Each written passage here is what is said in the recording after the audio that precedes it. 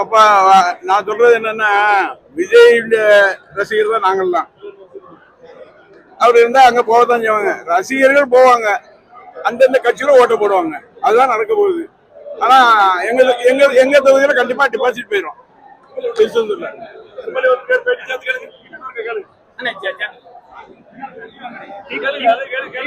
தொடர்ந்து தாக்கிட்டு ஏமாற்று அரசு அப்படிங்கிற ஏமாற்று அரசு தொடர்ந்து தாக்கி பேசிட்டே இருக்காரு விஜய். யாரு? விஜய் எல்லா இதுலயுமே திமுக தான் என்னோட எதிரி அப்படிங்கிற மாதிரி பேசிட்டு விஜய் பாரதிய ஜனதாவால அனுப்பப்பட்டிருக்க ஒரு வேட்பாளர் மாதிரி தான்.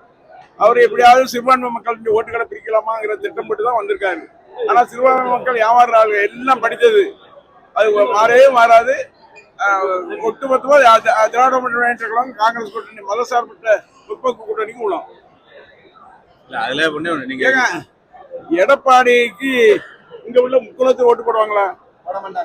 அவருடைய இதெல்லாம் காலில் விழுந்து கேட்டுட்டு இன்னைக்கு காலை இழுத்து விடுறதுல எப்படி விடுவாங்க?